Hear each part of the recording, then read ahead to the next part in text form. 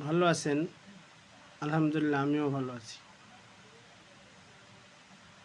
আমার আপনার সাথে যখন অন্য কোনো মানুষের দেখা হবে, কথা বলার আগে আপনি আগে সালাম দিব। আগে আমার আপনার আ কথা বলার আগেই আমার আপনার কাজ হবে একে অপরের সাথে সালাম বিনিময় করা। এরপরে আমার আপনার কাজ হলো, "কেমন আছেন ভাই? আপনি কেমন আছেন?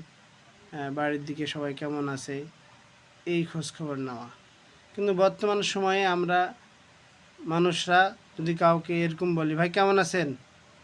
"আছি ভাই", কোনো রকম সালামটাও আমরা একে অপরকে আগে দিই না। অথচ যখন কোনো মুসলিম আরেকজনের সাথে দেখা হবে, সে পরিচিত হোক কিংবা অপরিচিত হোক, কথা বলার আগেই আমাদেরকে সালাম বিনিময় করতে হবে।